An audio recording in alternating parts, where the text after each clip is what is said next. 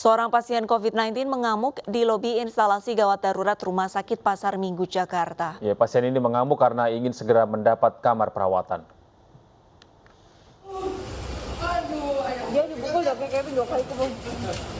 Seorang pasien COVID-19 mengamuk di instalasi gawat darurat Rumah Sakit Umum Daerah Pasar Minggu, Jakarta. Sebelumnya pasien berusia 38 tahun ini menyerahkan hasil swab PCR positif pada 18 Juni 2021 untuk dirawat di RSUD Pasar Minggu. Sesuai prosedur penanganan pasien COVID-19, ia harus melalui asesmen dan untuk sementara menunggu di ruang transit.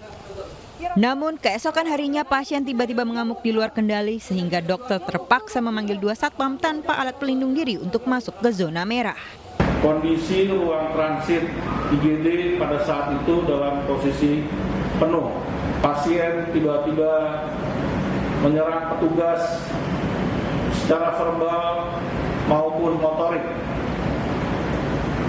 Petugas berusaha menenangkan pasien dengan melakukan edukasi, namun pasien tetap tidak kooperatif dan tetap berusaha menyerang petugas, sehingga dokter memanggil petugas keamanan untuk membantu menenangkan pasien. Selain merobek APD dokter, tindakan pasien juga membuat 2 satpam terkonfirmasi COVID-19.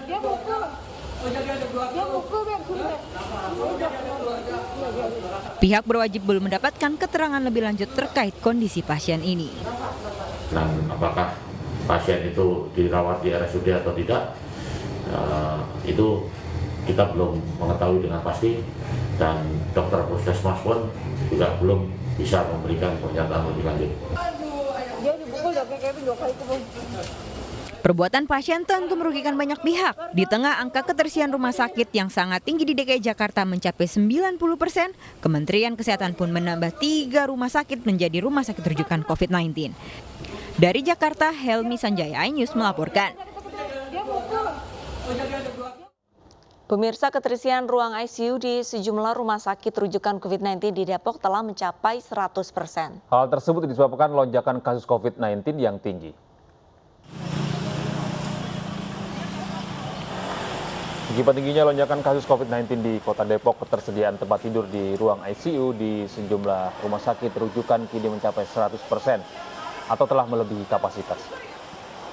Sementara ketersediaan tempat tidur di ruang isolasi telah mencapai 88%. Pemerintah Kota Depok meminta seluruh rumah sakit rujukan di Kota Depok agar secepatnya menambah ketersediaan kasur, baik di ruang ICU maupun isolasi.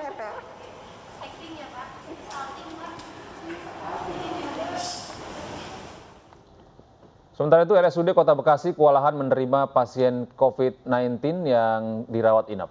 Agar bisa menampung pasien, pihak rumah sakit mendirikan tenda-tenda darurat.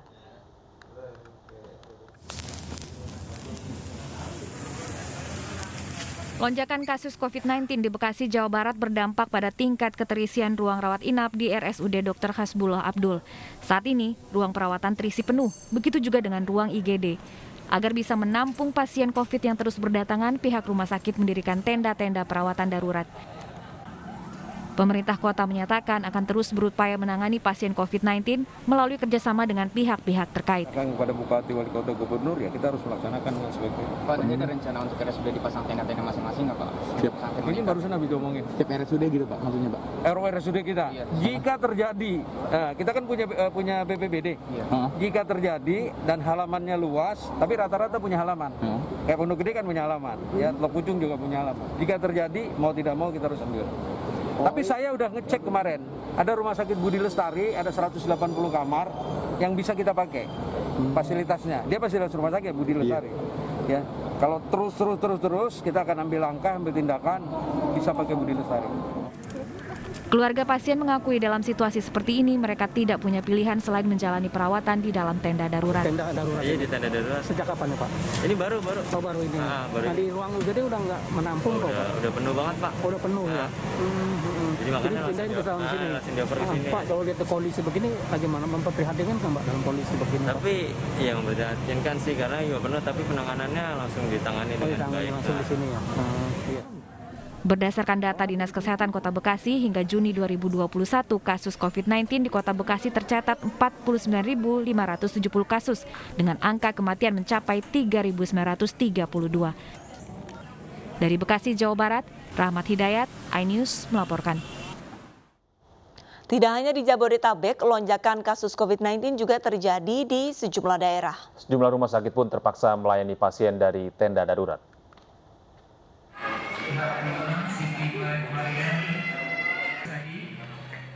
Tingginya angka pasien COVID-19 di wilayah Kabupaten Bogor, Jawa Barat membuat Rumah Sakit Umum Daerah Cibinong Bogor terus didatangi pasien COVID-19. Akibatnya ruangan penuh dan pihak rumah sakit pun terpaksa mendirikan tenda darurat serta tambahan tempat tidur untuk menjaga jarak pasien. Dari kemarin di IGD itu sangat crowded, sangat penuh, sehingga kita memerlukan jaga jarak lah antara perawat, dokter, dan pasien. Jadi sebelum masuk, kalau kondisinya penuh, kita tampung dulu di depan. Kan itu ada velvet, jadi pasien bisa tiduran dulu. Kan kalau di dalam kadang-kadang tempat tidur nggak ada, jadi kita kasih. Tidak hanya di Jawa Barat, penuhnya lonjakan kasus COVID-19 di Jawa Tengah juga terus meningkat. Imbasnya rumah sakit kebanjiran pasien. Salah satunya adalah di RSUD Tegurejo, Semarang, Jawa Tengah, terpaksa mendirikan tenda darurat untuk merawat pasien COVID-19. RSUD Tegurejo ini melayani dari kota Semarang dan luar kota Semarang seperti Kudus, Demak, dan Jepara. Mereka ini pasien COVID yang relatif gejalanya ringan, maka ditampung di sini. Belakangnya ada IGD, sehingga nanti kalau selesai dari sini atau ada gejala meningkat, dokter akan mencoba menyiapkan yang dekat dengan fasilitas yang ada. Kondisi serupa juga terjadi di Batang, Jawa Tengah. Di Rumah Sakit Kolbu Insan, sejumlah pasien terpaksa ditempatkan di tenda darurat yang berada di luar gedung, berdampingan dengan instalasi gawat darurat. Saat ini 29 ruang isolasi pasien COVID-19 telah terisi penuh.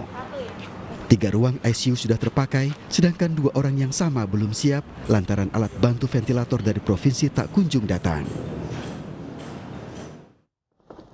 Pemirsa, ketersediaan ruangan dan tempat tidur di Rumah Sakit Tarakan Jakarta terisi hingga 88%.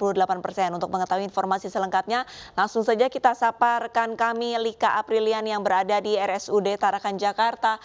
Selamat pagi Lika, bagaimana kondisi di Rumah Sakit Tarakan hingga pagi ini? Apakah sudah mulai banyak pasien yang berdatangan? Gede dan juga pemirsa, dengan meningkatnya angka COVID-19, di kapasitas di beberapa rumah sakit rujukan COVID, salah satunya di tempat saya berada saat ini, Rumah Sakit Tarakan, ini tersedia sudah terisi sekitar 80% dengan pasien yang berada di Rumah Sakit Tarakan ini sekitar 202 pasien, di mana jika kita melihat situasi terkini di Rumah Sakit Tarakan ini masih terlihat sepi dengan belum adanya antrian-antrian dari pasien COVID yang datang di Rumah Sakit Tarakan Jakarta Pusat ini.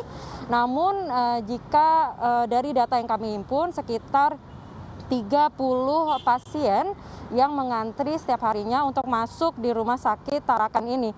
Dengan membludaknya atau meningkatnya angka COVID-19 ini, pihak Rumah Sakit Tarakan Jakarta Pusat ini mengantisipasi dengan mengadakannya atau menyediakannya tenda-tenda darurat, namun saat ini masih belum terisi oleh pasien dan fasilitas dari seperti tempat tidur ini masih belum terisi karena Rumah Sakit Tarakan ini masih dapat menampung pasien COVID yang datang ke Rumah Sakit Tarakan ini. Dan untuk itu kami tetap menghimbau untuk tetap mematuhi protokol kesehatan, menjaga jarak, memakai masker dan mencuci tangan, dan selalu mengingatkan untuk tetap berada di rumah. Gede dan juga Arlisa, kembali ke studio. Ya, baik, terima kasih Lika atas informasi Anda. Selamat bertugas kembali. Lika melaporkan dari Rumah Sakit di Tarakan, Jakarta. Pemirsa, melanggar batas jam malam, sebuah kedai kopi di Makassar ditertibkan petugas. Namun sang pemilik menolak hingga terjadi keributan.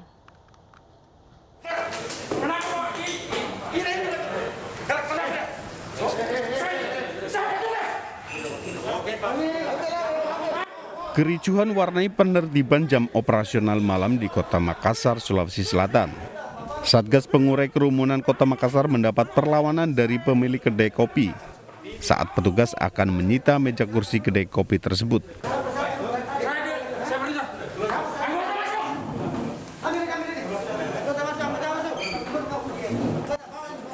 Penindakan dilakukan petugas karena kedai kopi kedapatan melanggar jam operasional malam melewati pukul 8 malam waktu Indonesia Tengah.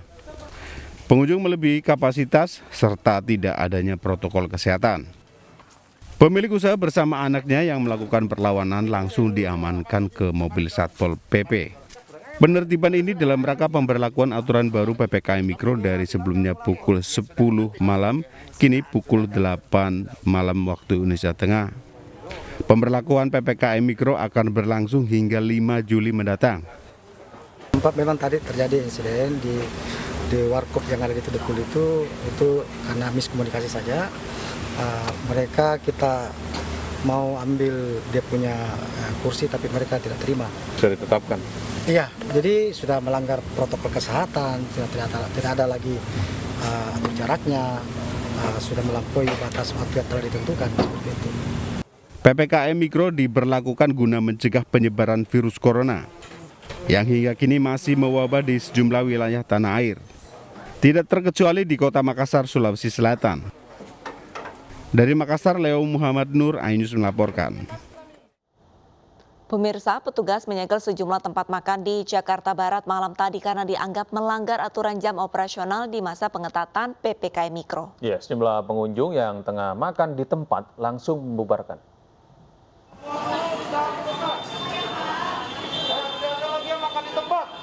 Satuan Polisi Pamung Praja mendatangi sebuah tempat makan Pujasera di kawasan Kosambi, Cengkareng, Jakarta Barat yang kedapatan masih buka di atas jam 8 malam. Para pengunjung yang tengah makan di tempat langsung diminta untuk membubarkan diri. Polisi juga melakukan hal serupa di sebuah kedai kopi yang tak jauh dari lokasi Pujasera. Karena telah melanggar ketentuan jam malam selama masa PPKM, tempat usaha disegel 1 kali 24 jam. Dan jika kembali melakukan pelanggaran, pelaku usaha diancam sanksi denda sebesar 50 juta rupiah. Sehingga kita melakukan kegiatan pengawasan pengendalian tempat usaha, termasuk kafe dan restoran. Tadi kita melewati Jalan Duri Kosambi, ternyata ada satu Pujasera yang masih buka di atas jam 20. Dan masih ada pembeli yang makan di tempat, sehingga kita berikan tindakan. Wilayah Kosambi, Cengkareng, Jakarta Barat termasuk 5 besar wilayah dengan kasus positif COVID-19 terbesar di DKI Jakarta. Melonjaknya kasus positif di DKI Jakarta akibat turunnya kesadaran masyarakat akan penerapan protokol kesehatan. Tim Liputan iNews melaporkan.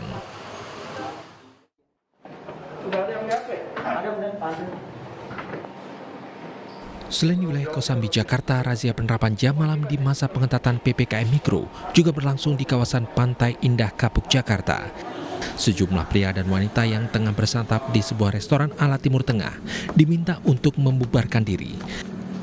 Kali ini petugas memberikan penyegelan selama 3 kali 24 jam karena restoran nekat beroperasi hingga pukul 9 malam dan tidak memberikan tanda jaga jarak antar meja. Ya, satu meja itu belum ada tanda rambu untuk mana yang ditempati, mana yang tidak boleh ditempati. Nah, maka langsung kita tadi praktekkan, langsung kita eksekusi, kita pasang mejanya, tanda-tanda mana yang boleh ditempati dan tidak boleh ditempati. Kursi juga tadi kita sudah kurangi, yang jumlahnya sekian kita kurangi lagi, ya, untuk tidak boleh digunakan. Nah, selama masa penyegelan, petugas akan melakukan monitoring terhadap restoran. Jika sebelum 3 kali 24 jam restoran kembali beroperasi, petugas akan memberikan sanksi pencabutan izin usaha. Dari Jakarta, Tim Liputan iNews melaporkan. Untuk mengantisipasi lonjakan kasus COVID-19 di tanah air, Menteri Kesehatan Budi Gunadi Sadikin meminta agar proses vaksinasi COVID-19 dipercepat. Ya, Kemenkes mentargetkan kecepatan penyuntikan menjadi 700.000 suntikan per hari pada bulan Juni dan 1 juta dosis per hari di awal bulan Juli.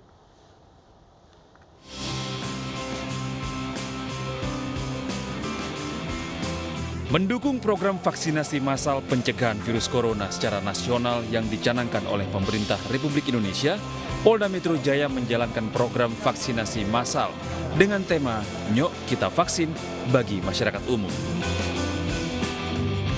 Program Nyok Kita Vaksin dilaksanakan di seluruh wilayah DKI Jakarta dan tersebar di banyak wilayah.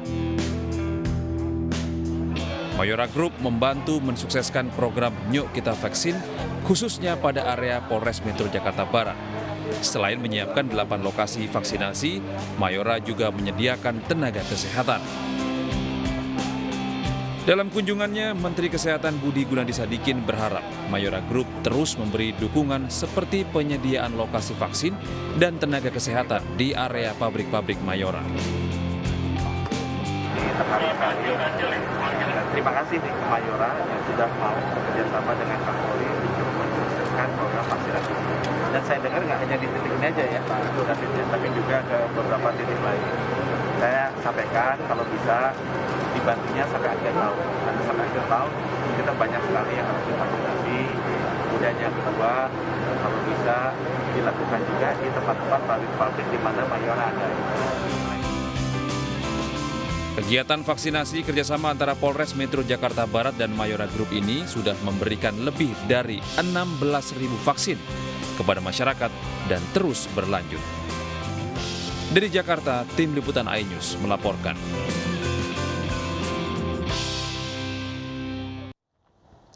Vaksin gotong royong gratis untuk pekerja untuk mempercepat kekebalan komunal dan ciptakan perusahaan yang lebih produktif. Pemirsa, 6 orang emak-emak menjadi korban investasi bodong dengan kerugian mencapai 4 miliar rupiah. Kami masih akan segera kembali dengan informasi lengkapnya usai jeda.